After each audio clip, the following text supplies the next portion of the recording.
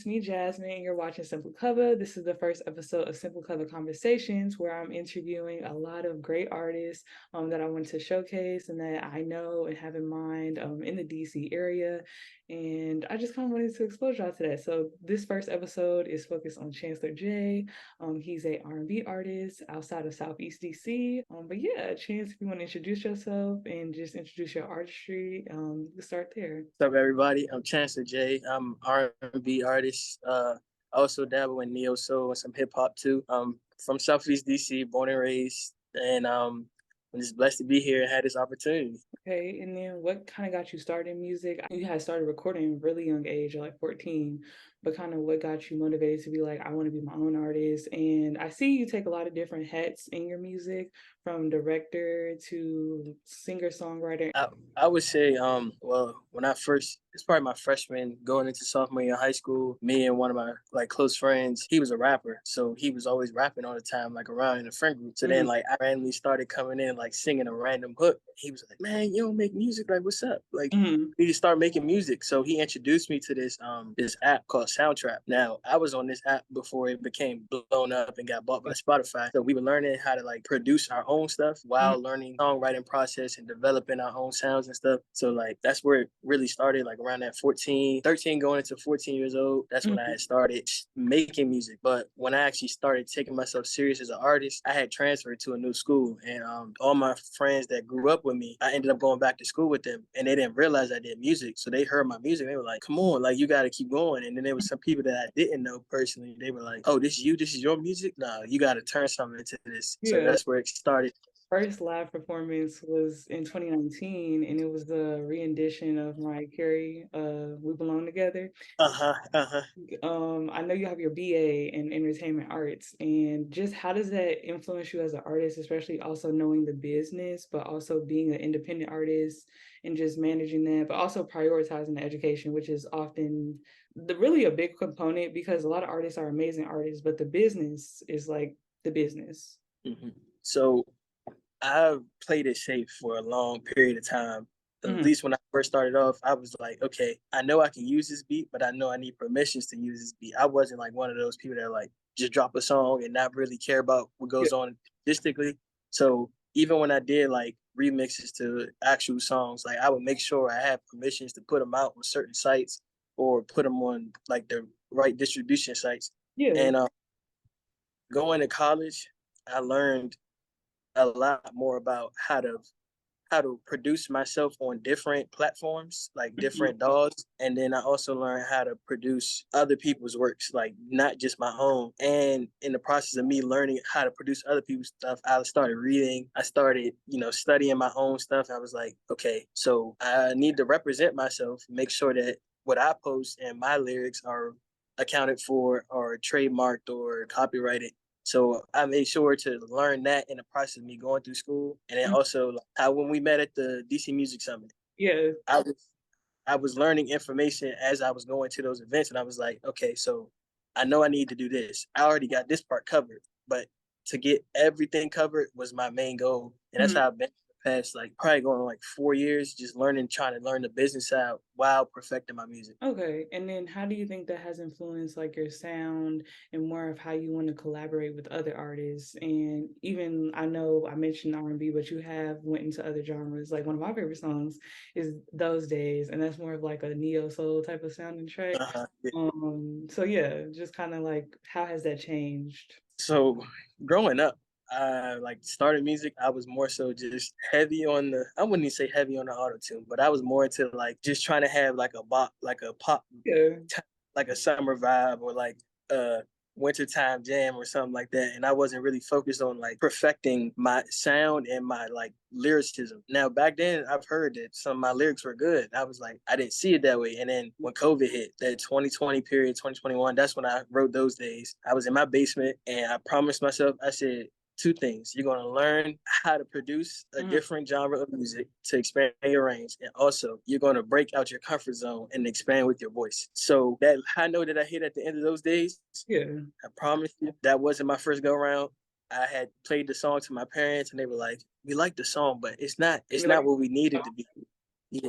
So I was like, okay, go upstairs. Let me just try something out. And I told them to come back down, and I randomly had that note in the song. They were like, "This is it." Yeah. And then from that moment, started developing neo soul projects. Started dabbling like in other genres and trying to songwrite for other people. I attempted to write a country song. It just didn't get to where it needed to be. But that's how learning that business side and learning that like as an artist, I have a chance to grow and influencing myself that I have that chance to grow really helped me grow my artistry. I hear that. And then also with your creative process, like when writing songs, making songs, go to the studio, like how do you do that? Is it like I think of something, you know how sometimes you just write stuff on your phone? Like I don't make music, but I write poetry, and then it's often just like them little lines you think it'd be like this gonna be something good. How do you do that for yourself? So when I started off, I was more so just like I would listen to a beat, and if I figure out a hook, then I had a song. If I have a catchy hook, I will figure out the rest of the song from there. As I got older, I realized that I need substance in my verses. So sometimes I would like just write some verses in my phone and then like have a beat playing in the background. I'm like, all right, maybe this beat might not match up, but this beat might match up to these lyrics. So I actually dabble a lot with like just freestyling, mumble rapping, like just getting like a sound on the track and then like, okay, we could take something out of that. But I'm more so at home studio, like producing my own stuff. Okay. Most of the time platform like to produce on? So I started off with Soundtrap. Now I do Logic. Okay. Yeah, I use Logic. So at first I was really just like at home studio. Then I realized in order for me to collaborate, I had to get out more. So my friends, I have a friend that lives in Richmond, and we go to his studio. And anytime I bring a song in there, it's always like I don't tell them. I just be like, all right, I'm gonna go in, and then I record the song. They be like, so you holding out on us? Yeah. I'm like, nah, it's not like that. I just so I think that's how I learned how to expand myself and like getting into that studio field. But I do know that starting off like songwriting and producing, it was just me by myself. So it took some maturing. That's what I say. I matured a little bit. And the good things do take time. And with like creating music and when you really just get in that mode, like flow state, where you're just like coming up with lyrics, producing, you have a couple songs that you really like, thinking about the next project. Are you listening to only your stuff, or are you also listening to like other influences? Are you locked in? I know some people, they don't listen, like there might be like a rap artist, but they listen to no other rappers because it's like their sound is their sound. So what does that kind of look like for you? I know I'm not supposed to say this because a lot of people tell me to say this. I am not a true fan of my own music. Okay. So I will play my songs, but if you're in the car with me, I'm not playing my own music. I'm learning in the process. Like, of course, I'm gonna play my songs here and there, unless like I'm towards a project. But to just say like I just go in there and play my songs 10, 20 times, it's not me because I feel like that limits me too. Because I'm only hearing stuff. I'm not hearing like stuff that I can pick up or stuff that I can like expand on. Like even when it comes to the engineering side, like my old productions, I can hear certain things that didn't sound right. And then I hear my new production, I'm like, I'm improving.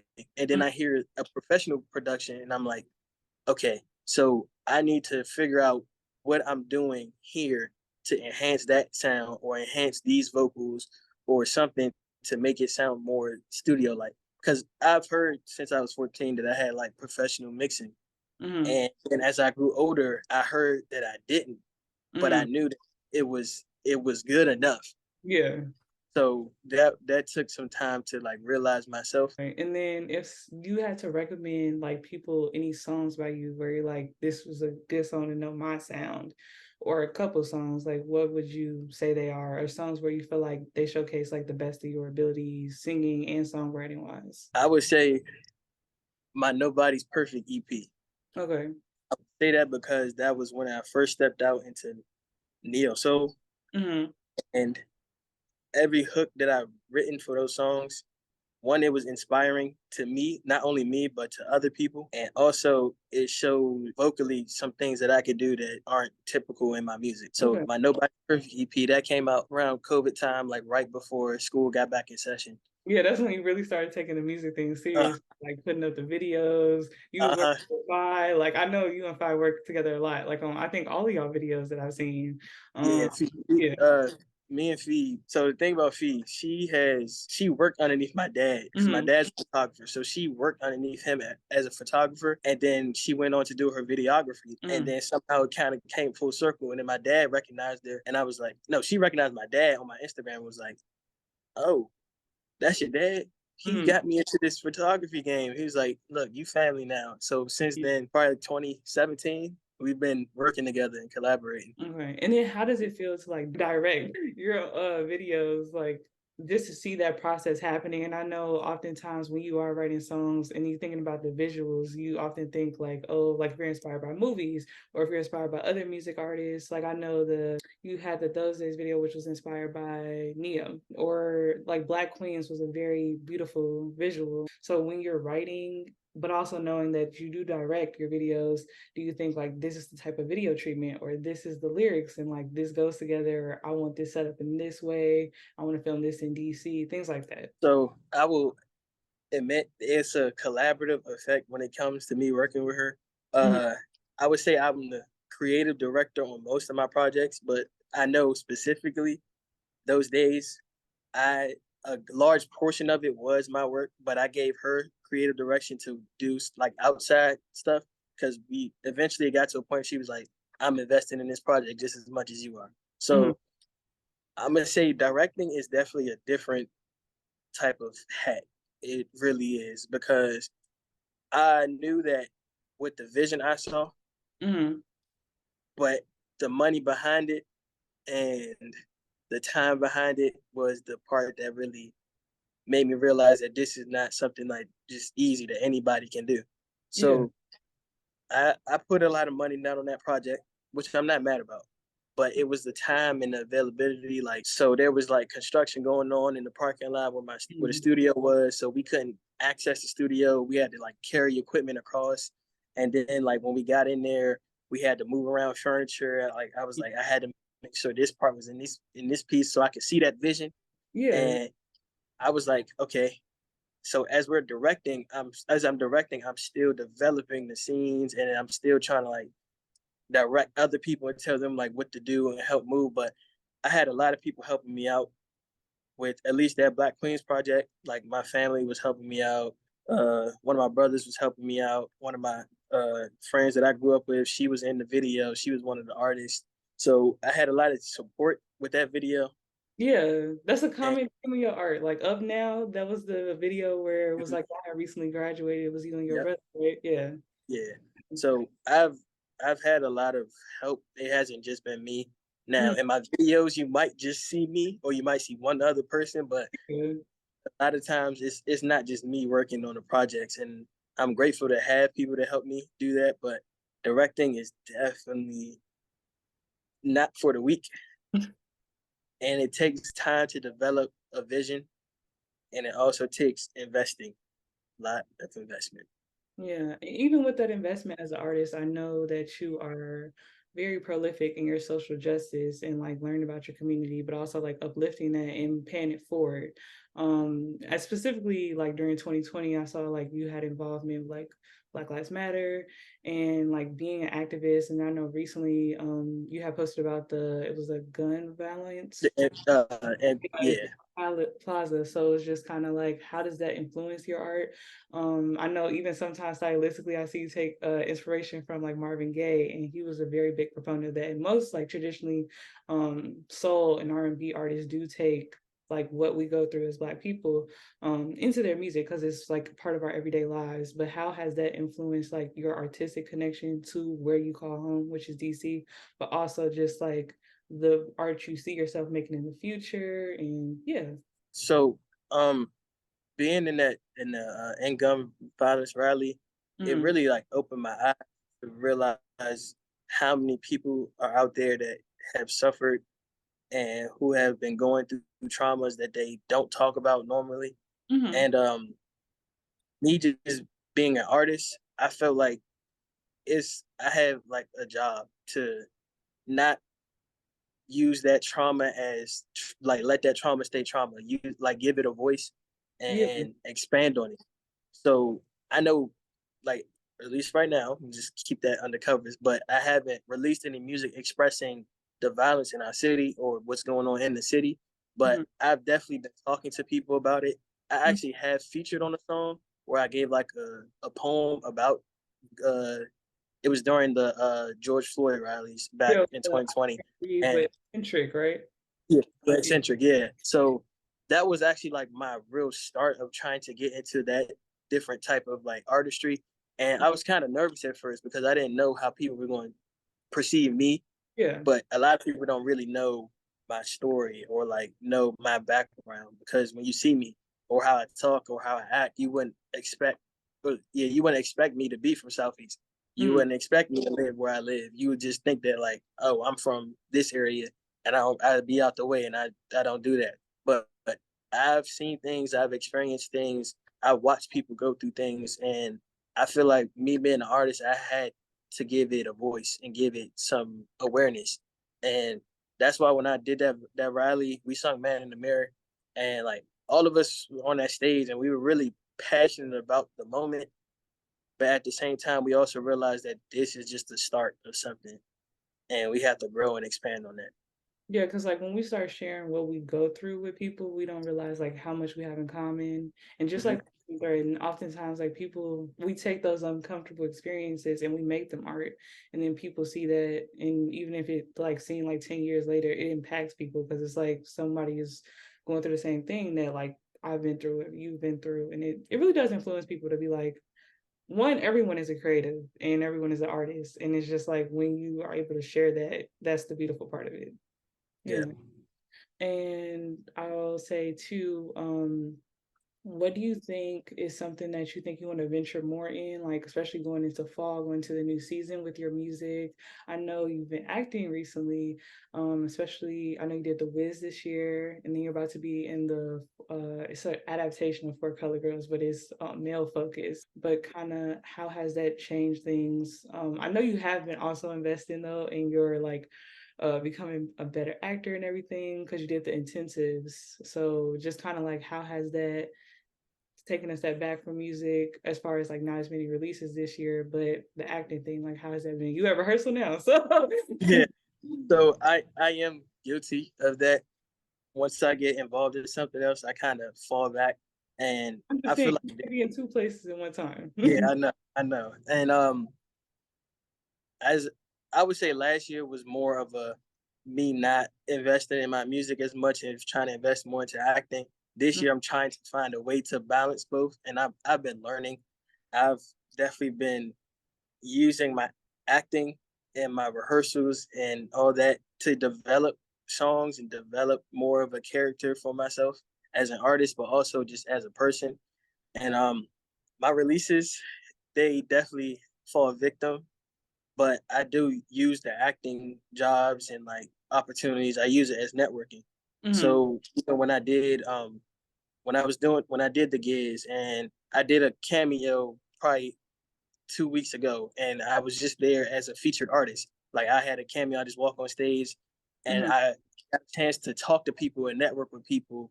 And even with like the gigs, I got a chance to meet like Go Royalty. I got the chance to meet other artists from the area and from Baltimore, from wherever you could think of. And I was like, okay, so even though I'm not physically producing and making music right now, I'm giving my music a chance to be heard and be seen by other people. So I was definitely, even though it hasn't been physically produced and put out, my music is expanding and it's growing. My artistry is expanding and growing. With that, how do you like stay so consistent and persistent as an artist? Like I know, I mean, I'm not an artist, but I've worked in music and doing the 9 to 5 thing, and it's like sometimes it's a lot. But I noticed like from 2019 and on, you have been pretty consistent with promoting your art, even when you're not like necessarily like in your music bag, you're still promoting the music you put out. Like, how do you stay on yourself? How do you motivate yourself? How do you like not get so consumed by your art where it's like all you want to do is make art but not share it, but also how do you like incite people and be like, oh my god, go back to this video, or like I'm doing this right now, buy tickets to see this. Like how do you just uplift yourself, because that's something we all deal with. Um, I have a lot of people around me that want the best for me, and if they see that I'm slacking off, I get an earful, But I also, with my music, I've made a lot of music that just hasn't been put out yet, or either it hasn't been put out yet, or I just feel like it's not ready to be put out yet. And usually, I just wait on God's timing to put out something. But how I keep myself motivated is so my goal is to learn as much as possible in the entertainment field, so I can make myself accessible wherever I need to be. So with that, I learned producing the music, engineering, recording, writing. I've also learned how to do the content creation. So all the videos that I put out on my Instagram and my socials, that's all me. But it's me learning how to promote myself better. So I'm, also learning a skill, but also putting my music out there. So, and I've seen the benefits of it. Like even with Black Queens, I put that song out in 2019. The song is getting thousands of more plays than they did in 2019. And it's due to me promoting and actually investing into learning how to expand my music, like how to put it out there. So that actually motivates me to keep going.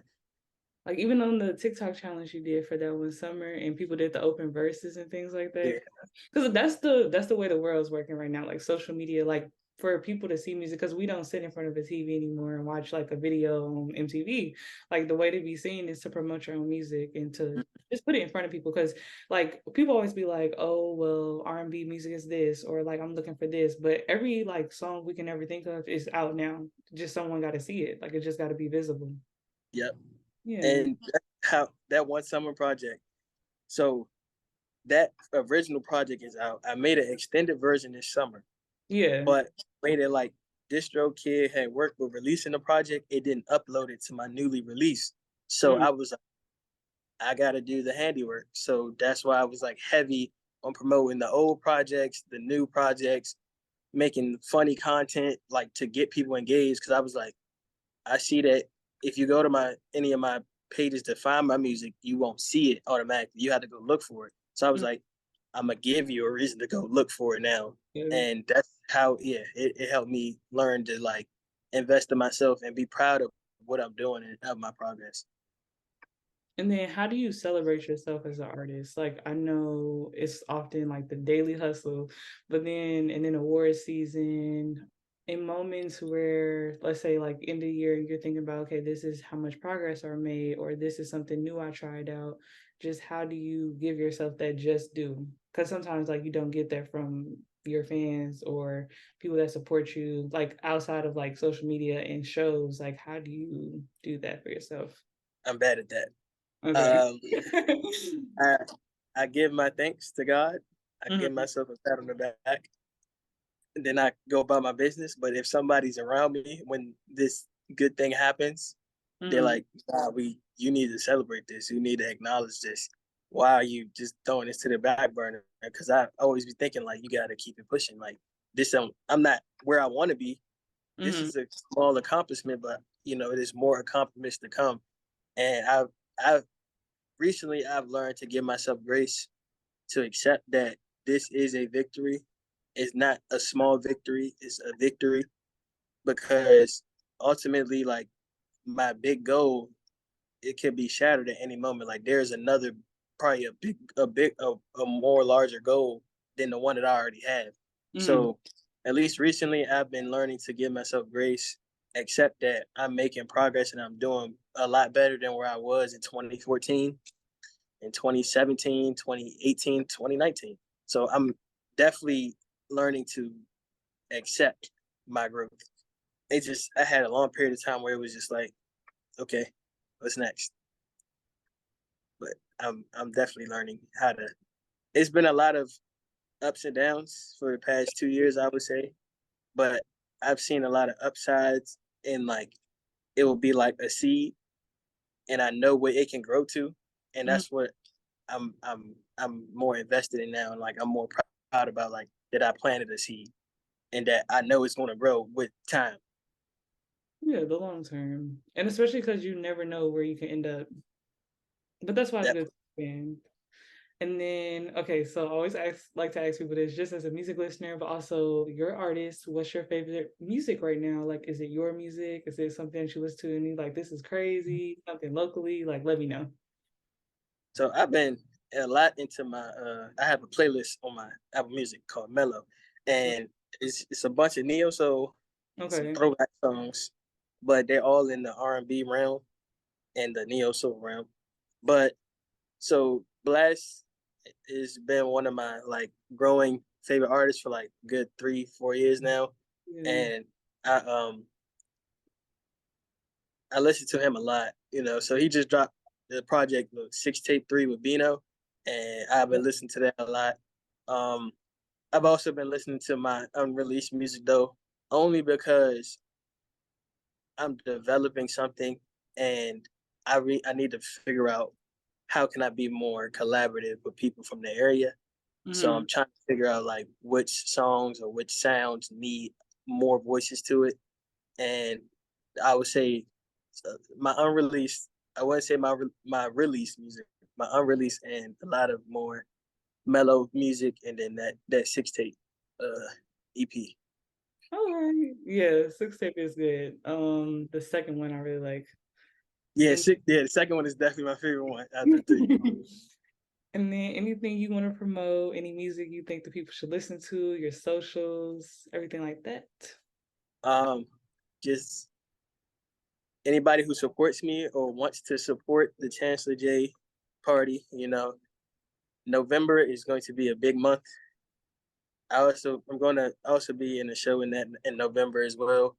I'll get details on that. If you follow me, you find out.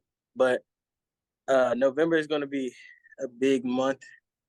Also, it's my birthday month, but at the same time, there's going to be a lot of new things coming, a lot of unexpected things coming as well. But if Things you y'all want to follow me, I'm gatekeeping right now. I like the gatekeep. I'm a big fan of gatekeeping. It has its moments, but if y'all want to follow me on my socials, I'm chancellor.j. That's chance LLOR.JAY. That's on all platforms, and my music is Chancellor J. So. Match my energy with your energy. I hope that we get closer and don't pretend to be really something.